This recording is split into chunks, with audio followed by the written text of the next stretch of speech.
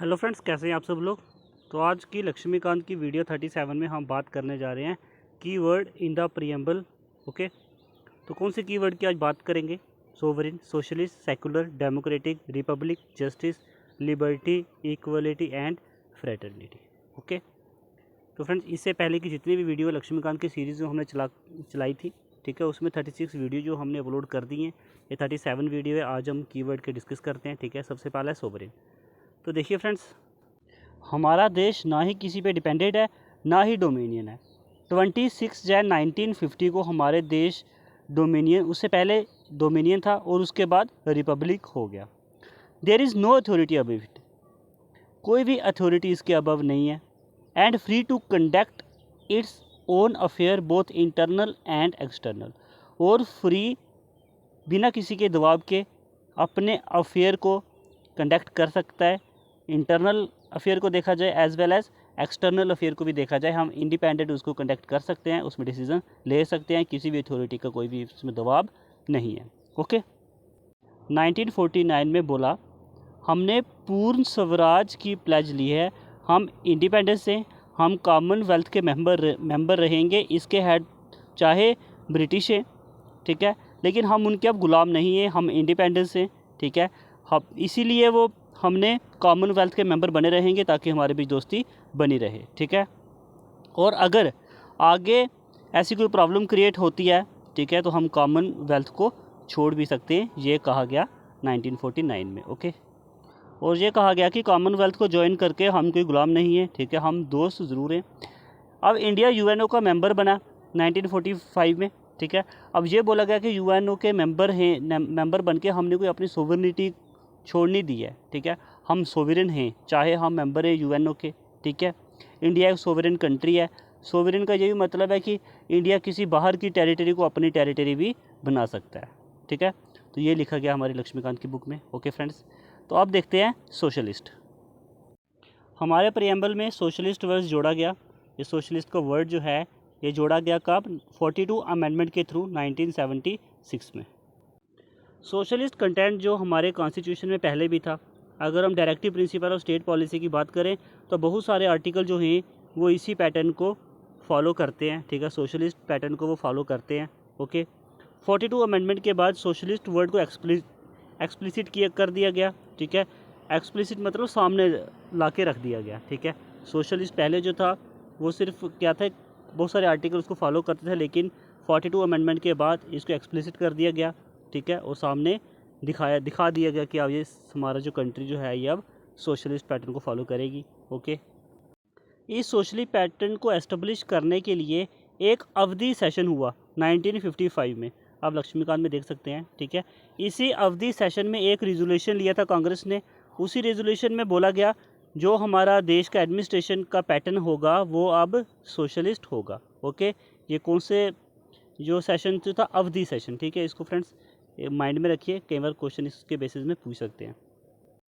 हमारे देश में सोशलिज्म है कौन से वाला? डेमोक्रेटिक सोशलिज्म, ना कि communist socialism. Okay, supreme court ने कहा डेमोक्रेटिक सोशलिज्म क्या होता है? डेमोक्रेटिक सोशलिज्म का जो एम होता है वो एम क्या होता है? एंड ऑफ पॉवर्टी, पॉवर्टी को ख़त्म करो, गरीबी ख़त्म कर लो, ignorance, disease, equality of opportunity. ठीक है, अब न्यू इकोनॉमिक पॉलिसी 1991 आई। ठीक है, तो इसमें लिबरलाइजेशन, प्राइवेटाइजेशन, ग्लोबलाइजेशन हुआ। ठीक है, काफ़ी प्राइवेट इन्वेस्टमेंट को लो किया गया। ठीक, अगर गवर्नमेंट चाहे तो किसी भी एक मीन्स को गवर्नमेंट कंट्रोल में लाने की ज़रूरत है तो वो गवर्नमेंट ला सकती है। अगर गवर्नमेंटाइज करने की ज़रूरत है किसी भी चीज़ को, ठीक है, तो वो आसानी से वो कर सकती है। ठीक है, ये भी कहा गया। ओके, तो ये था हमारा फ्रेंड सोशलिस्ट। तो अब बात करते हैं सेकुलर की। सेकुलर टर्म को भी ऐड किया गया 42 कॉन्स्टिट्यूशनल अमेंडमेंट एक्ट 1976 के थ्रू। ओके, सुप्रीम कोर्ट ने 1974 में बोला कि चाहे हमारे देश में सेकुलर वर्ड सीधा सीधा ना हो, बट हमारे देश के जो कॉन्स्टिट्यूशन मेकर जो थे वो हमारे देश को सेकुलर ही बनाना चाहते थे। ठीक है, तो ये कहा गया सुप्रीम कोर्ट के द्वारा। और ये हम देख सकते हैं कि राइट टू रिलीजियस फ्रीडम जो है आर्टिकल 25 से 28 में। ओके, तो इस आर्टिकल में यही पता चलता है कि हमारे जो कॉन्स्टिट्यूशन मेकर जो थे वो आर्टिकल को हमारे कॉन्स्टिट्यूशन को सेकुलर बनाना चाहते थे। ओके, तो सेकुलर का मतलब है कि फ्रेंड्स किसी एक पर्टिकुलर रिलीजन को हमारे देश के रिलीजन नहीं बनाया गया। ठीक है, नहीं बनाया जाएगा। और सेकुलर स्टेट मतलब किसी एक रिलीजन को इम्पोर्टेंस नहीं दे सकते, ठीक है। इंडिया का सेकुलरिज्म ये बोलता है कि हम सारे रिलीजन को बराबर का हक देंगे, ओके। तो इंडियन सेकुलरिज्म जो है ये पॉजिटिव कंसेप्ट ऑफ सेकुलरिज्म है, ओके। सारे रिलीजन को इक्वल बेनिफिट देंगे। और ये भी बोला गया कि अगर कोई एक रिलीजन दूसरे रिलीजन के इंसान को परेशान करता है तो उस एक्टिविटी को हम रोकेंगे, ओके। तो सेकुलर, उम्मीद करता हूँ आपको सेकुलर का समझ आ चुका होगा, ओके। आइए नेक्स्ट देखते हैं डेमोक्रेटिक। डेमोक्रेटिक की अगर हम बात करें, हमारे कॉन्स्टिट्यूशन में डेमोक्रेटिक की बात की गई है, ठीक है। तो डेमोक्रेसी जो है वो 2 टाइप की होती है, एक होती है डायरेक्ट डेमोक्रेसी, तो एक होती है इनडायरेक्ट डेमोक्रेसी, ओके। तो डायरेक्ट डेमोक्रेसी के 4 डिवाइसेस है: referendum, initiative, recall and plebiscite. Plebiscite क्या होता है दोस्तों? प्लेबिसाइड होता है कि अगर एक जगह पे वोटिंग कराई जाएगी, अगर वो वहाँ के लोग बोलें कि हम इस साइड पे रहना चाहते हैं तो उस चीज़ को मान लिया जाएगा, ठीक है। तो उसे डायरेक्ट डेमोक्रेसी कहा जाता है, ओके। तो रेफरेंडम, अगर कोई एक पॉलिटिकल डिसीज़न लेना है तो उस डिसीज़न लेने के लिए लोगों के सामने रख दिया जाएगा और आप इस डिसीज़न पे वोट कीजिए, लोगों को कहा जाएगा, ठीक है। उसी वोटिंग के हिसाब से डिसाइड करेंगे कि डिसीज़न क्या लेना है, क्या डिसीज़न नहीं लेना, ओके। इनिशिएटिव क्या होता है? अब देखिए, लोग खुद लेजिस्लेशन को बनाएंगे, फिर उसको सरकार के सामने रखेंगे और बोलेंगे कि आप इसको इनेक्ट करो, आप इसको लागू करो, ठीक है। तो ये हो गया इनिशिएटिव। रिकॉल क्या होता है फ्रेंड्स, इसको देखते हैं। किसी एक ऑफिशियल को पीपल ने इलेक्ट किया, ठीक है, वो सही से काम नहीं कर रहा है अगर, ओके, तो लोग वापस वोट डाल के उसको वापस निकाल सकते हैं, ठीक है। तो उसका टर्म एंड होने से पहले ही अगर उसको निकाल दें, ठीक है, अगर वो बंदा ठीक से काम नहीं कर रहा है तो लोग बोलेंगे कि हाँ आप इसको निकाल दो भाई, हमें ये बंदा ये अच्छे से काम नहीं कर रहा है, ठीक है, तो उसको बोलते हैं हम रिकॉल, ओके। इंडिया में है फ्रेंड्स रिप्रेजेंटेटिव डेमोक्रेसी। अगर इनडायरेक्ट डेमोक्रेसी की बात करें तो इनडायरेक्ट डेमोक्रेसी 2 तरह की है: पार्लियामेंट्री डेमोक्रेसी, ठीक है, एक है प्रेसिडेंशियल डेमोक्रेसी। यूएसए में प्रेसिडेंशियल डेमोक्रेसी और भारत में पार्लियामेंट्री, ओके। पार्लियामेंट डेमोक्रेसी में एक लेजिस्लेशन होगी, एग्जीक्यूटिव होती है, यूनिवर्सल एडेंट फ्रेंचाइज के बेसिस में इलेक्शन होंगे, टाइम टू टाइम इलेक्शन होंगे, ठीक है। जुडिशरी इंडिपेंडेंट होगी, किसी भी तरह का कोई भी डिस्क्रिमिनेशन नहीं होगा पार्लियामेंट्री डेमोक्रेसी में, ओके। हमारे कॉन्स्टिट्यूशन में जो डेमोक्रेसी वर्ड है इसमें पॉलिटिकल डेमोक्रेसी भी है, इकोनॉमिक डेमोक्रेसी भी है, ठीक है, और सोशल डेमोक्रेसी भी है, ओके। तो पॉलिटिकल डेमोक्रेसी हमारे देश में फॉलो हो रही है, बट इकोनॉमिक डेमोक्रेसी की अगर बात करें तो वो पूरी तरीके से फॉलो नहीं आ रही है, उसकी थोड़ी हालत ख़राब है हमारे देश में, ठीक है। और सोशल डेमोक्रेसी की ओर भी बहुत सारे स्टेप जो हैं वो लिए गए हैं। डॉक्टर भीमराव अंबेडकर जी ने 25 नवंबर 1949 में कहा कॉन्स्टिट्यूट असेंबली में कि सोशल, पॉलिटिकल, इकोनॉमिक डेमोक्रेसी ये तीनों एक दूसरे से कनेक्टेड है, ये inter connected with each other. और ये भी बोला गया कि लिबर्टी, इक्वलिटी एंड फ्रेटर्निटी भी एक दूसरे से कनेक्टेड है, ठीक है। अगर लिबर्टी है तो इक्वलिटी नहीं होगी, अगर तो उसको कोई मतलब नहीं है। फ्रेटर्निटी है तो लिबर्टी इक्वलिटी ना हो तो उसको कोई मतलब नहीं, तीनों एक दूसरे से इंटर कनेक्टेड है। ऐसे ही political, economic, political democracy, economic democracy और सोशल डेमोक्रेसी भी एक दूसरे से इंटर कनेक्टेड है, ओके। तो ये था फ्रेंड्स हमारा डेमोक्रेटिक। तो आइए आगे देखते हैं रिपब्लिक को। डेमोक्रेटिक पॉलिटी होती है फ्रेंड्स 2 टाइप की, एक होता है मोनार्की, एक होता है रिपब्लिक, ओके। तो मोनार्की मीन्स एक ख़ानदान का इंसान है वो रूल करेगा। इंडिया में ऐसा कुछ नहीं है, इंडिया में है वो रिपब्लिक है, ठीक। इलेक्शन के थ्रू रिप्रेजेंटेटिव चुने जाते हैं और वो लेजिस्लेशन में बैठते हैं, ठीक है। तो लक्ष्मीकांत में 2 तरह के मतलब बताए हैं, ठीक है। एक है पॉलिटिकल सोवरेनिटी, ठीक है। रियल पावर जो है पॉलिटिकल सोवरेनिटी में क्या होती है, वो लोगों के हाथ में दो, ठीक है। सिंगल पर्सन किंग के हाथ में कोई भी पावर हम नहीं दे सकते। दूसरा है किसी भी तरह की प्रिविलेज क्लास, ठीक है, आज की डेट में हमारे इंडियन सोसाइटी में नहीं है, ठीक है। और पब्लिक ऑफिसेज जो हैं वो ओपन है सबके लिए विदाउट एनी डिस्क्रिमिनेशन, ठीक है। बिना किसी डिस्क्रिमिनेशन के लोग जो है पब्लिक अफेयर में पार्टिसिपेट कर सकते हैं, ठीक है। ये था हमारा रिपब्लिक, ओके। तो नेक्स्ट बात करते हैं हम लिबर्टी की। जस्टिस की बात करें फ्रेंड्स तो 3 तरह की जस्टिस की बात की गई: economic, social and political justice, ठीक है। पॉलिटिकल जस्टिस को हम सिक्योर करते हैं फंडामेंटल राइट से और directive principle of state policy, okay. Social justice की बात करें तो इक्वल ट्रीटमेंट होना चाहिए सभी सिटीजन्स के साथ, कास्ट, कलर, रेस, रिलीजन पे कोई डिस्क्रिमिनेट नहीं होना चाहिए, ठीक है। किसी भी तरह का स्पेशल प्रिविलेज नहीं होना चाहिए। इम्प्रूवमेंट होनी चाहिए कंडीशन ऑफ बैकवर्ड क्लासेस हो गए, SC STs हो गए, ठीक है, इनकी जो भी कंडीशन है इसको इम्प्रूव करना चाहिए, ठीक है। इकोनॉमिक फैक्टर की बात की जाए, इकोनॉमिक फैक्टर में डिस्क्रिमिनेशन नहीं होना चाहिए, ऐसा लिखा गया। इनकम में, वेल्थ में, प्रॉपर्टी में ज़्यादा डिफरेंस नहीं होना चाहिए, ओके। तो ऐसा भी फ्रेंड्स देखिए, अगर इकोनॉमिक फैक्टर की बात करें, अगर इसमें इक्वल जस्टिस होगा, मतलब कि अगर जो काबिल पर्सन है वो भी, उसके पास भी उतने ही पैसे, वो भी उतनी कमाई करेगा, जो काबिल जिसके पास नहीं है वो भी उतना ही, तो इसमें थोड़ी लिबर्टी भी दी गई है, ठीक है। उसके बाद अगर हम सोशल जस्टिस और इकोनॉमिक जस्टिस को कंबाइन कर दें तो बनता है फ्रेंड्स हमारा डिस्ट्रीब्यूटिव जस्टिस, ठीक है, ये लिखा गया है यहाँ पे। पॉलिटिकल जस्टिस की बात करें तो पॉलिटिकल जस्टिस में सबके पास इक्वल राइट है, ठीक है, सबके पास फ्रीडम है, वो इलेक्शन में पार्टिसिपेट कर सकता है, ओके। तो नेक्स्ट है जो आइडियल जस्टिस है, social justice, economic justice, political justice, इसको लिया गया हमारे कॉन्स्टिट्यूशन में रशियन रिवोल्यूशन 1917 से, ओके। तो ये है फ्रेंड हमारा जस्टिस। उसके बाद हम बात करते हैं लिबर्टी की, ओके। तो फ्रेंड्स देखिए, liberty, the term liberty means the absence of restrain on the activity of individual. इसमें ये कहा जा रहा है अगर कोई इंसान कोई काम कर रहा है तो हम उसको रिस्ट्रेन नहीं कर सकते, मीन्स हम उसको रोक नहीं सकते, ठीक है। And the same time providing opportunity for the development of individual personality. हम क्यों नहीं रोक सकते? क्योंकि उसको लिबर्टी है, उसको आज़ादी है, ठीक है, उसको अपॉर्चुनिटी है ताकि उसकी पर्सनैलिटी जो है वो डेवलप हो सके, ओके। प्रीएम्बल में liberty of thought, liberty of expression, liberty of belief, liberty of faith, liberty of worship, ठीक है, ये सब सभी सिटीजन्स के पास है जो भी भारत में रहते हैं, ओके। और ये भी लिखा गया है अगर हमारे कोई फंडामेंटल राइट वायलेट होते हैं तो वो हम सीधा सुप्रीम कोर्ट के पास जा सकते हैं, ठीक है। अगर हमारे कौन से राइट वायलेट हुए हैं उसको लेकर के हम कोर्ट के पास जा सकते हैं, ओके। लिबर्टी को एलोबरेट किया गया है, पूरी डिटेल में बताया गया प्रियम्बल में, for the successful functioning of Indian democratic system, ताकि भारत का जो डेमोक्रेटिक सिस्टम जो है वो सिस्टमेटिकली फंक्शन कर सके, सक्सेसफुली फंक्शन कर सके। और ये लिखा गया है कि लिबर्टी का ये मतलब नहीं है कि हम कुछ भी कर लें, ठीक है। लिबर्टी में कुछ लिमिटेशन भी रखी गई हैं।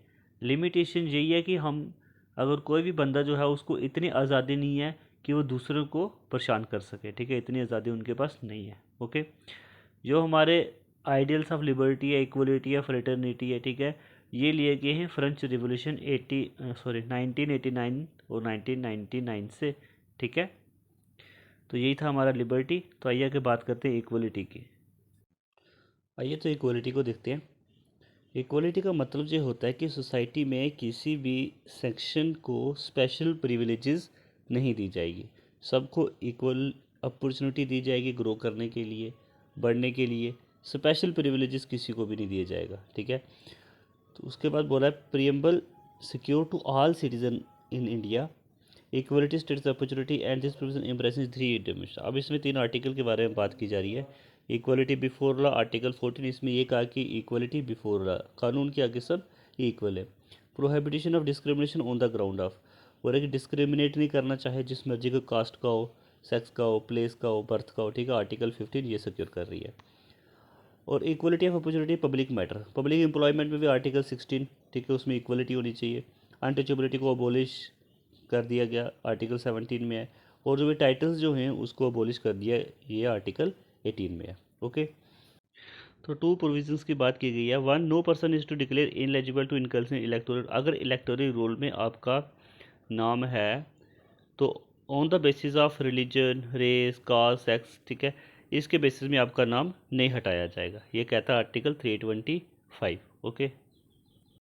तो दूसरा आर्टिकल 326 में क्या बोल रहा है कि अडल्ट सफरेज, अडल्ट सफरेज में जो 18 ईयर के प्लस हो चुका है, चाहे वो जिस मर्जी कास्ट का हो, जिस मर्जी रिलीजन का हो, ठीक है, उसको वोट करने का अधिकार मिल गया है और उसको वो अधिकार रहेगा, ओके, उसको कोई नहीं हटा सकता।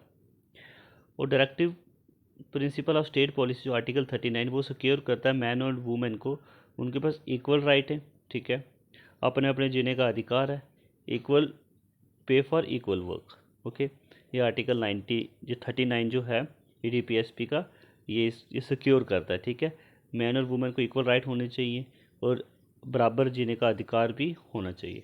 ठीक है, तो ये था हमारा इक्वालिटी। तो अब बात करते हैं फ्रेटर्निटी की। Fraternity means sense of brotherhood, भाईचारा होना चाहिए। और कॉन्स्टिट्यूशन भी, हमारा कॉन्स्टिट्यूशन भी जो है वो प्रमोट करता है फीलिंग ऑफ फ्रेटर्निटी। ठीक है, by the system of single citizenship. Okay, single citizenship है हमारे देश में, तो ये भी एक क्या करता है, ये फीलिंग क्रिएट करता है एक ब्रदरहुड की, ओके, फ्रेटर्निटी की।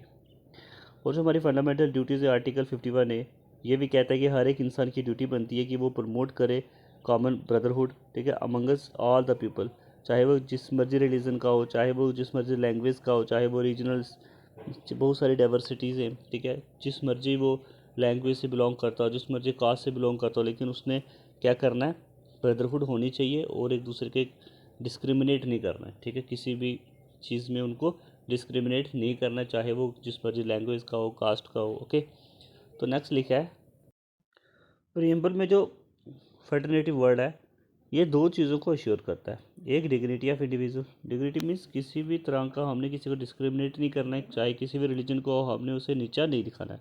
और दूसरा, यूनिटी एंड इंटीग्रेशन, मतलब हमारी यूनिटी होनी चाहिए, चाहे हम जिस मर्जी कास्ट के रिलीजन के हो, लेकिन हमारे अंदर यूनिटी होनी चाहिए। ठीक है, अगर हमारे अंदर यूनिटी होगी तो ही भाईचारा होगा, वो प्रमोट होगा। ओके, और जो द वर्ड जो इंटीग्रिटी जो है, ये ऐड किया गया था प्रीएम्बल में 42 कॉन्स्टिट्यूशन अमेंडमेंट 1976 के द्वारा। ओके, अब KM मुंशी एक कॉन्स्टिट्यूट असेंबली के मेंबर थे, उनके द्वारा कहा गया कि डिग्निटी ऑफ द इंडिविजुअल बहुत इंपॉर्टेंट है।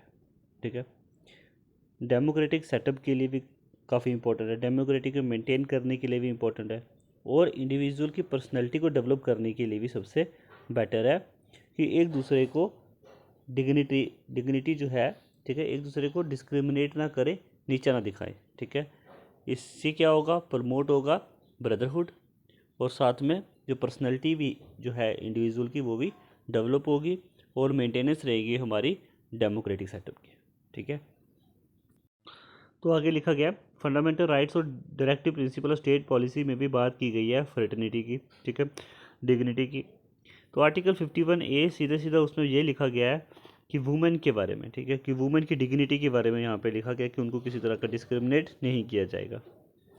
तो आगे बात की है unity and integration of nation. ठीक है, इसकी भी साइकोलॉजिकल टेरिटोरियल डायमेंशन है।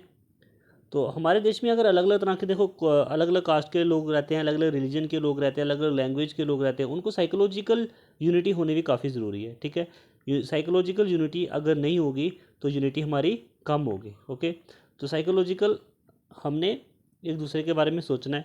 ओके, हमें डिस्क्रिमिनेट नहीं करना है on the basis of religion, on the basis of caste. ठीक है, एक दूसरे की इज्जत करनी है, डिग्निटी का ख्याल रखना है। टेरिटोरियल डायमेंशन में ये आता है कि लोग ये ना कहें कि हमने अलग होना है। ठीक है, आर्टिकल 1 ऑफ द कॉन्स्टिट्यूशन में सीधा सीधा बोला गया है union of state. Okay, union of state है, कोई भी स्टेट को परमिशन नहीं देगी है कि वो अलग हो जाए। ओके, तो ये था हमारा फ्रेटर्निटी फ्रेंड्स। तो इसी के साथ ये जो कीवर्ड इन द प्रीएम्बल थे, ये हमने पूरे कंप्लीट कर दिए फ्रेंड्स। इस वीडियो में इतना ही। उम्मीद करता हूँ आपको वीडियो पसंद आई होगी फ्रेंड्स। अगली वीडियो में मिलते हैं, तब तक के लिए धन्यवाद।